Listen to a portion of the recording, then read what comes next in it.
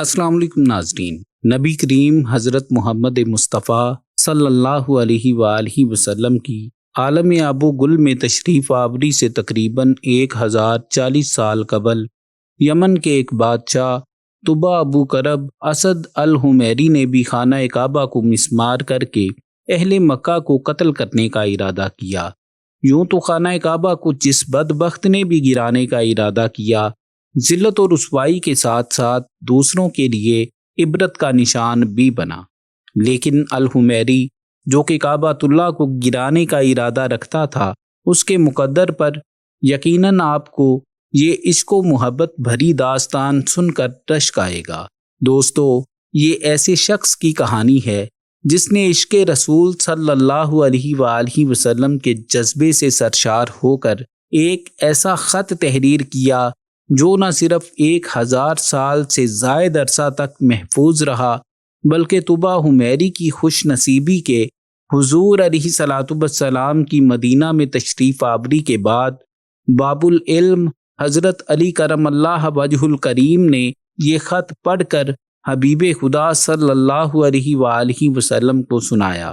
یہ خط 10 صدیوں تک عاشق رسول کے الفاظ کو اپنے اندر سموئے آمد مصطفیٰ صلی اللہ علیہ وآلہ وسلم کا منتظر رہا، اور کس طرح با حفاظت حضور علیہ صلاۃ والسلام کی خدمت میں پیش کیا گیا، یہ جاننے کے لیے محبت و احترام سے ہماری اس ویڈیو کو سنیے۔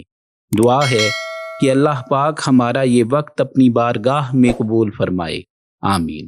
ناظرین گرامی، اس واقعے کا پس منظر یہ ہے کہ طبا ابو کرب الحمیری یمن سے جنگی مشن لے کر نکلا تھا کہ بیشتر علاقوں کو زیر نگیں کر کے اپنی سلطنت وسیع کروں گا۔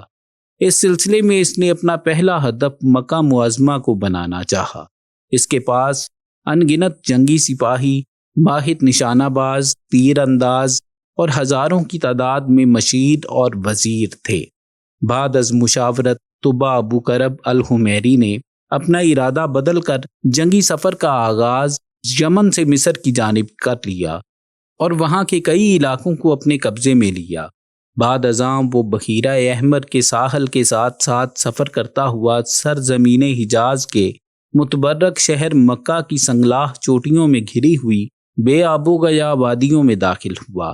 جب وہ شہر کی حدود میں پہنچا تو یہ منظر دیکھ کر حیران و ششدر رہ گیا کہ اہل شہر پر کوئی خوف و ہراس طاری نہیں ہوا، اور نہ ہی انہوں نے اس کا والہانہ استقبال کیا، گویا وہ تمام اطمینان کی تصویر بنے اپنے حال میں مست تھے۔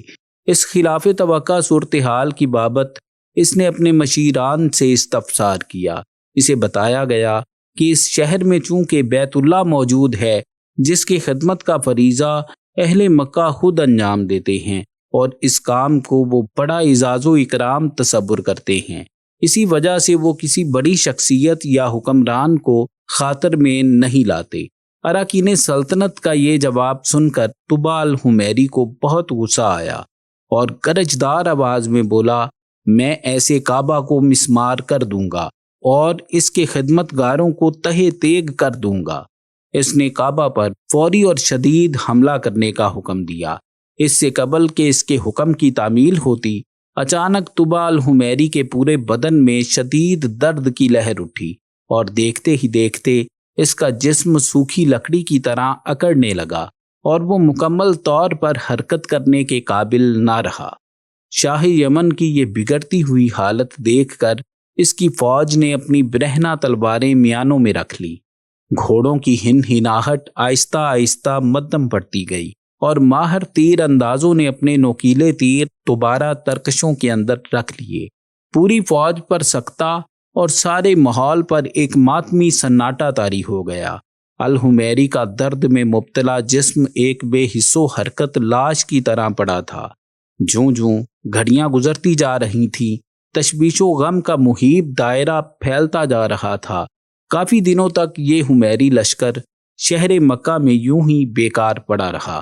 الحمیری کا سارا جنگی منصوبہ گویا دم توڑتا ہوا دکھائی دیتا تھا۔ لشکر میں طرح طرح کی چیم گوئیاں شروع ہو گئیں۔ مشیران شاہی نے یہ فیصلہ کیا کہ شاہ یمن کے علاج کے لیے کسی حاذق اور ماہر حکیم کو تلاش کیا جائے۔ چنانچہ کافی تگ و دو کے بعد کئی اتباع کو بلایا گیا، مگر مریض کی حالت دیکھ کر ہر حکیم نے معذوری کا اظہار کیا۔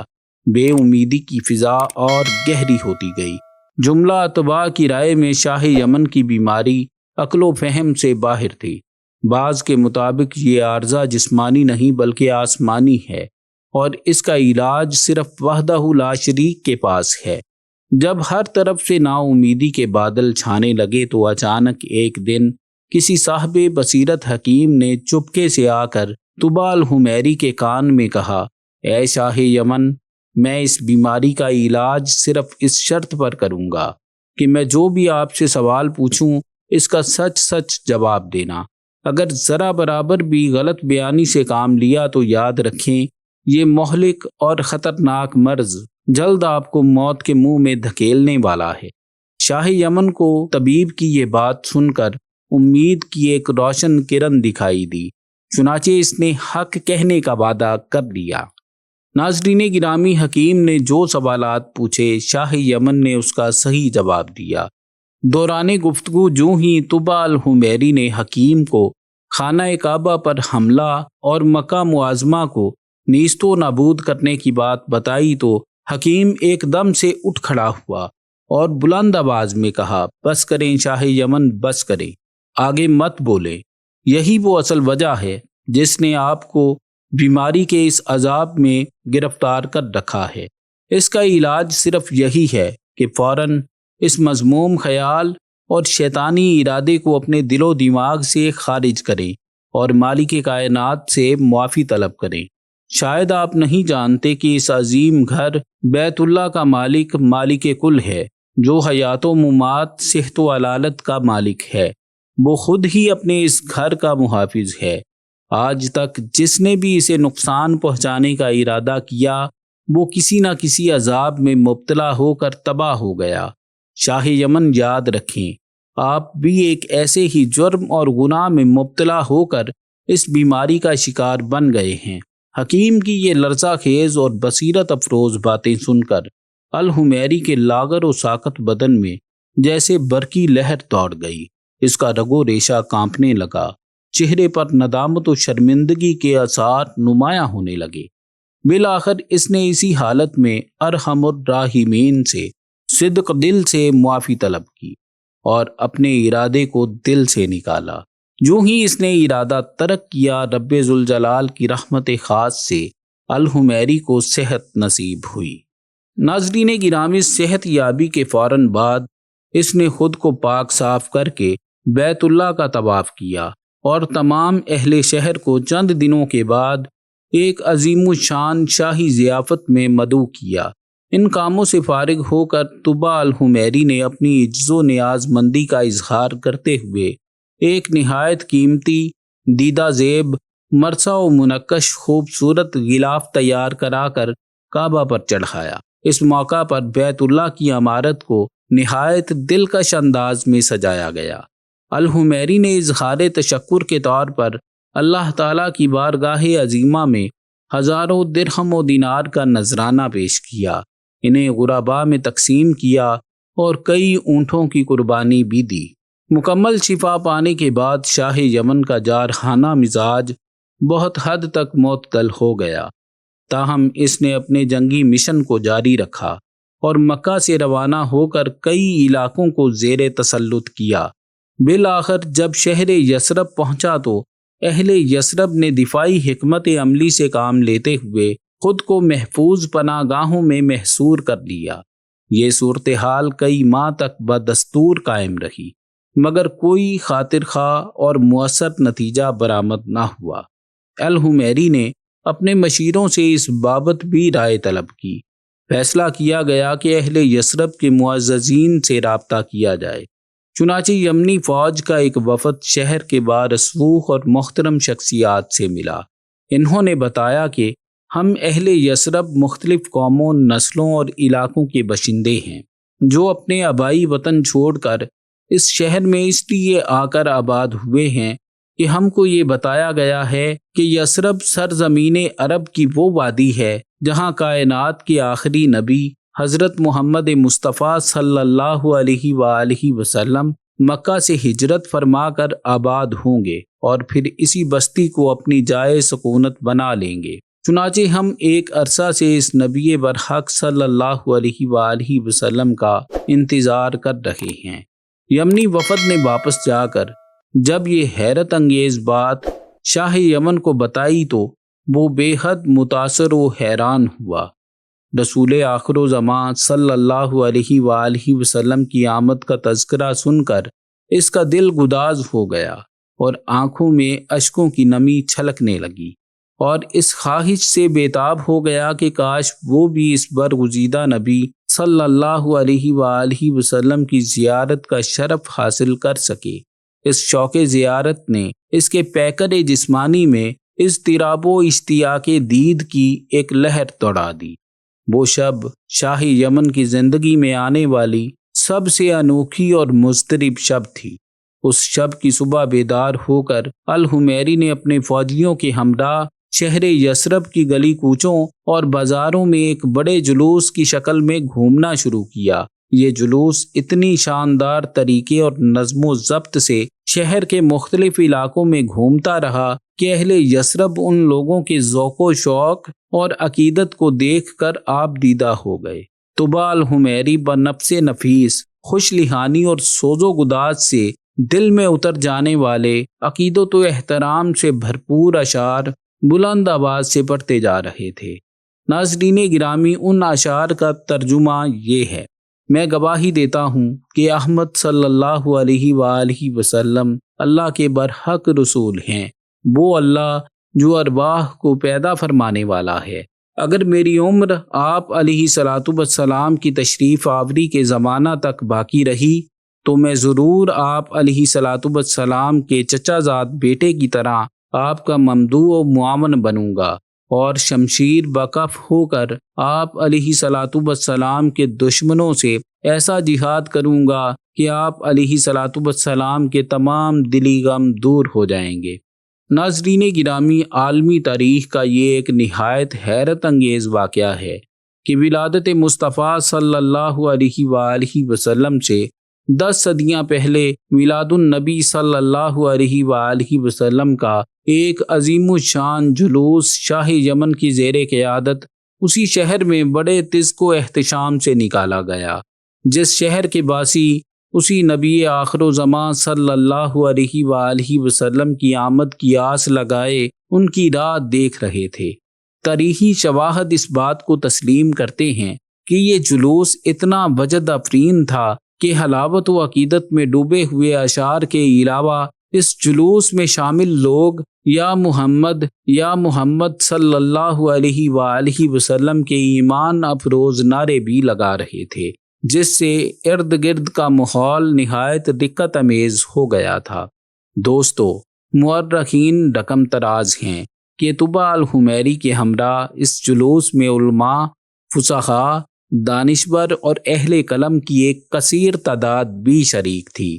ان میں سے علماء کی ایک جماعت نے شاہ یمن سے یہ کہا کہ ان کو اسی شہر میں مستقل سکونت اختیار کرنے کی اجازت دی جائے تاکہ زیارت رسالت مآب صلی اللہ علیہ وآلہ وسلم سے سرفراز و فیض یاب ہو سکیں۔ شاہ یمن نے جواب دیا کہ میں خود بھی 1 سال تک یثرب میں ہی قیام کروں گا۔ اگر ہماری قسمت نے یاوری کی تو کبھی نہ کبھی جب نبی آخر زمان صلی اللہ علیہ وآلہ وسلم تشریف لائیں گے ہمیں بھی زیارت کا شرف حاصل ہو جائے گا، ورنہ ہماری قبروں پر تو ضرور کبھی نہ کبھی ان کے جوتوں کی مقدس خاک اڑ کر پڑ جائے گی جو ہماری نجات کے لیے کافی ہے۔ یہ سن کر بادشاہ نے ان عالموں کے واسطے 400 مکان بنوائے اور اس بڑے عالم ربانی کے مکان کے پاس حضور علیہ الصلوۃ والسلام کی خاطر ایک 2 منزلہ عمدہ مکان تعمیر کروایا اور وصیت کر دی کہ جب آپ علیہ الصلوۃ والسلام تشریف لائیں تو یہ مکان آپ کی آرام گاہ ہو، اور ان 400 علماء کی کافی مالی امداد بھی کی اور کہا کہ تم ہمیشہ یہیں رہو، اور پھر اس بڑے عالم ربانی کو ایک خط لکھ کر دیا اور کہا کہ میرا یہ خط اس نبی آخر و زمان صلی اللہ علیہ وآلہ وسلم کی خدمت میں پیش کر دینا، اور اگر زندگی بھر تمہیں حضور علیہ الصلوۃ والسلام کی زیارت کا موقع نہ ملے تو اپنی اولاد کو وصیت کر دینا کہ نسلاً بعد نسلاً میرا یہ خط محفوظ رکھیں، حتیٰ کہ سرکار عبد قرار صلی اللہ علیہ وآلہ وسلم کی خدمت میں پیش کیا جائے۔ یہ کہہ کر بادشاہ وہاں سے چل دیا۔ وہ خط نبی کریم صلی اللہ علیہ وآلہ وسلم کی خدمت اقدس میں 1000 سال بعد پیش ہوا۔ کیسے ہوا اور خط میں کیا لکھا تھا، سنیے اور عظمت حضور صلی اللہ علیہ وآلہ وسلم کی شان دیکھیے۔ خط کا متن یہ ہے، ناظرین گرامی، یہ ترجمہ ہے۔ کم ترین مخلوق طبع اول خمیری کی طرف سے شفیع المذنبین سید المرسلین محمد صلی اللہ علیہ وآلہ وسلم کے حضور، اما بعد، اے اللہ کے حبیب، میں آپ پر ایمان لاتا ہوں اور جو کتاب آپ پر نازل ہوگی اس پر بھی ایمان لاتا ہوں، اور میں آپ کے دین پر ہوں۔ بس اگر مجھے آپ کی زیارت کا موقع مل گیا تو بہت اچھا و غنیمت، اور اگر میں آپ کی زیارت نہ کر سکا تو میری شفاعت فرمانا، اور قیامت کے روز مجھے فراموش نہ کرنا۔ میں آپ کی پہلی امت میں سے ہوں اور آپ کے ساتھ آپ کی آمد سے پہلے ہی بیعت کرتا ہوں۔ میں گواہی دیتا ہوں کہ اللہ ایک ہے اور آپ اس کے سچے رسول ہیں۔ شاہ یمن کا یہ خط نسلاً بعد نسلاً ان 400 علماء کے اندر حرز جاں کی حیثیت سے محفوظ چلا آیا، یہاں تک کہ 1000 سال کا عرصہ گزر گیا۔ ان علماء کی اولاد اس کثرت سے بڑی کہ مدینہ کی آبادی میں کئی گنا اضافہ ہو گیا، اور یہ خط دست بدست ماں وصیت کے اس بڑے عالم ربانی کی 21ویں پشت میں حضرت ابو ایوب انصاری رضی اللہ تعالیٰ عنہ کے پاس پہنچا، اور آپ نے وہ خط اپنے غلام خاص ابو لیلہ کی تحویل میں رکھا۔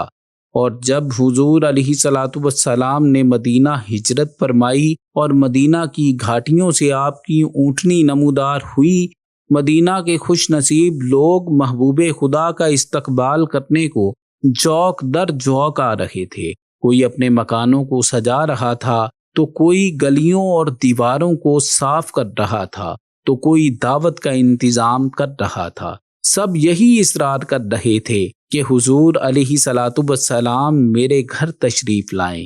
حضور صلی اللہ علیہ وآلہ وسلم نے فرمایا کہ میری اونٹنی کی نکیل چھوڑ دو، جس گھر میں یہ ٹھہرے گی اور بیٹھ جائے گی وہی میری قیام گاہ ہوگی۔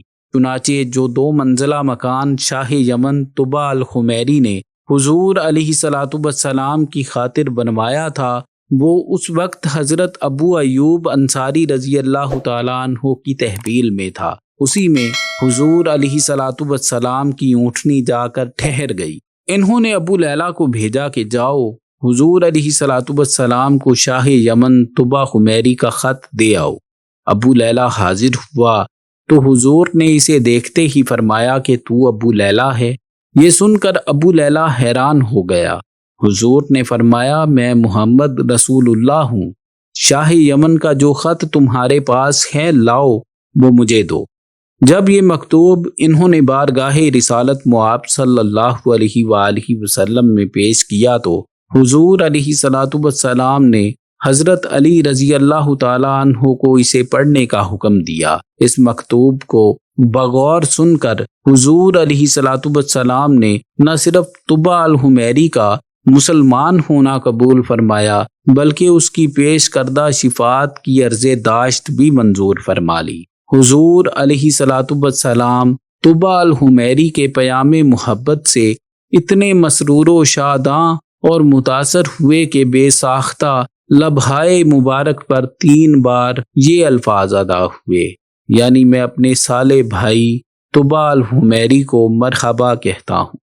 ناظرین گرامی، ویڈیو پسند آنے کی صورت میں اسے اپنے دوستوں کے ساتھ شیئر ضرور کریں اور اپنے خیالات کا اظہار کمنٹ سیکشن میں ضرور کریں، اور مجھے اجازت دیں۔ اللہ نگہبان۔